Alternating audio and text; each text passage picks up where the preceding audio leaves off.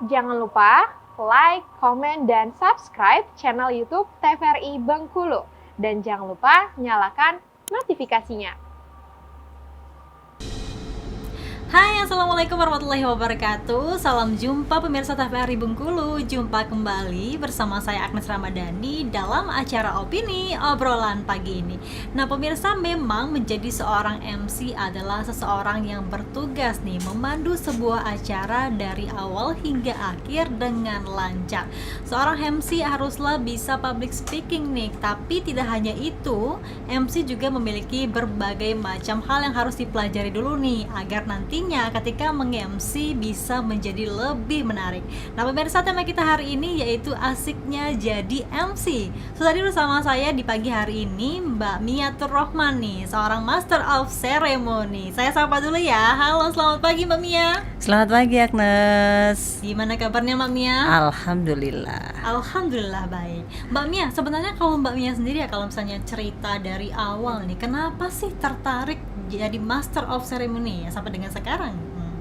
Ya, kalau bicara tertarik, karena memang pekerjaan sih ya, tuntutan pekerjaan awalnya. Kemudian setelah pekerjaan, kenapa tidak ditekuni kayak gitu kan? Jadi karena sebenarnya kalau udah berani berbicara di depan orang, artinya kan kita udah belajar public speaking gitu kan. Jadi memang sih kalau bicara tentang berani tampil di depan orang, berarti artinya kita sudah punya poin-poin tersendiri gitu, Nes. Wah, berarti memang menekuni karena memang di bidangnya ya. Yap, betul. Di bidangnya di public speaking. Tapi sebenarnya kalau jadi MC sendiri, Mbak ini sudah menekuninya sudah berapa lama sih, Mbak?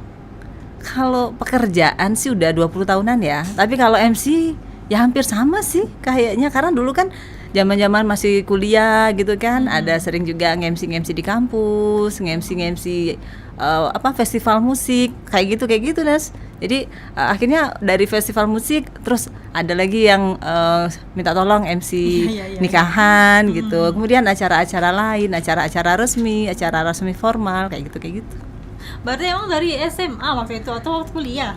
Kalau MC sebenarnya dari sekolah ya. Kalau ingat nggak dulu zaman-zaman sekolah kita pernah disuruh MC atau membawa acara upacara kan, atau acara-acara perpisahan atau acara-acara di sekolah lah ya. Nah itu kayaknya mulainya dari situ, Nas. Jadi berani tampilnya itu memang dari sekolah, dari SMP deh kayaknya. Jadi kalau udah berani tampil di situ, ikut lomba-lomba gitu kan, lomba baca puisi dan lain sebagainya, itu kan sudah mengajarkan kita untuk berani tampil. Berani tampil ya, meskipun memang awalnya dari MC upacara mungkin ya. Yap, betul. Aja kita sudah berani tampil kan di depan orang banyak. Tapi sebenarnya kalau Mbak Mia sendiri boleh cerita nih, tertariknya jadi seorang MC itu kenapa sih? Karena memang suka nih ya di depan orang banyak, atau memang karena udah skillnya di public speaking nih sebenarnya? Awalnya memang suka ya, suka, hobi, akhirnya keterusan. Jadi tuntutan pekerjaan, kuliah dulu ya, karena kuliah dulu kan di jurnalistik juga. Jadi memang sering ketemu orang, sering berkomunikasi sama orang, kemudian juga ya sering ngobrol-ngobrol. Jadi kita tahu apa sih yang harus dilakukan. Kemudian juga ya itu tadi tuntutan pekerjaan, sering ngobrol. Kan latar belakang penyiar radio ya. Jadi penyiar radio kan ngomongnya di belakang layar, nggak ada orang. Kalau di depan orang gimana sih caranya, gimana sih suasananya, gimana sih rasanya, pasti beda-beda kan ya. Orang yang mungkin awalnya kalau ngomong di belakang layar berani, tapi pada saat tampil di depan orang grogi, pasti ya. beda banget rasanya. Iya. Tapi emang background Mbak dari awal memang sebelum jadi radio malah ya sudah MC ya. Udah. Jadi sebenarnya nggak perlu takut dan khawatir lagi nggak ya? Ada juga sih sebenarnya, tetap Nas. Mau seprofesional apapun orang itu, kalau misalnya mau tampil pasti ada si grogi-groginya, dingin-dinginnya, masih salah-salah ngomong dan belajar tuh kayaknya masih. Mau siapapun MC-nya ya, sekelas siapa sih sekarang? Coba. Siapa ya? Gitu kan, pasti mereka awal-awal pasti grogi, masih dingin-dingin, masih bolak-balik kamar mandi pasti. Benar-benar sih, kalau misalnya memang yang tua aja masih sering grogi ya, apalagi yang masih awal-awal nih jadi MC. Sebenarnya nih Mbak Mia, kalau misalnya mungkin ada teman-teman yang memang nonton kita saat ini nih masih grogi nih ya jadi MC gitu, gimana sih tips-tipsnya Mbak Mia? Sama-sama belajar ya Nes ya. Mbak juga masih belajar, Agnes juga sama-sama belajar. Walaupun Agnes kan sering tampil juga di depan layar kaca gitu kan. Karena itu tadi memang ngomongnya di sini aja, Iya, tapi kan iya. dilihat orang di rumah karena nggak ada masanya, nggak ada orang ya. Tapi kalau bisa bicara di depan orang banyak pasti itu grogi. Apalagi mungkin pejabat-pejabat yang Uh, datang kan. uh. Nah, tambah deh. Agnes pernah pengalaman lah ya. Iya. Pengalaman. Jadi kalau misalnya kita mau menghilangkan grogi sih sebenarnya, apalagi mau tampil ya, yang pasti kita udah prepare dari kemarin-kemarin mungkin ya, menyiapkan kata-kata, kalimat ataupun persiapan acara. Kita udah tahu rundown acaranya seperti apa. Itu yang penting. Itu yang penting. Pokoknya kita sudah tahu susunan acaranya apa aja. Kemudian kita persiapkanlah kalimat-kalimat yang kita susun sendiri sesuai dengan acara tersebut. Jadi itu tadi, acaranya tergantung acara Ya. formal, semi formal atau informal gitu kan. Jadi kita susun sesuai dengan susunan acaranya. Kemudian kita juga harus tahu, datang 30 menit minimal, 30 menit sebelum acara kita menguasai tempat acara. Benar. Jadi kita udah tahu, oh gini. Pokoknya kita sudah menguasai tempat lah ya, tempat acara. Kemudian juga udah hafal, maksudnya kita sudah tahu konsep acaranya seperti apa, tahu tempat. Tinggal nafas lagi kita atur nafas, kemudian minum air. Benar. Minum air anget kalau perlu, kalau ada ya. Kalau enggak ya minum air putih, terus berdoa. Itu aja yang penting. Iya. Biar semuanya insya Allah lancar. Insya Allah lancar ya. Karena memang kalau misalnya jadi seorang MC ya, bukan cuma yang pemula ya, mungkin orang-orang pun harus cari tahu dulu nih ya acaranya kayak gimana, Iya. apa yang mau diomongin. Kadang-kadang nih kalau misalnya kita takut mungkin belibet, boleh nih ya ditulis perkataannya. ya kan? Betul. Itu yang perlu. Itu yang perlu, Nas. Karena kalau ngomong belibet kita tuh juga harus belajar lagi deh, menguasai kata-kata yang memang susah kita ucapkan. Susah Dan kita harus sadar diri sih sebenarnya, termasuk orang-orang yang belibet nggak sih ngomong.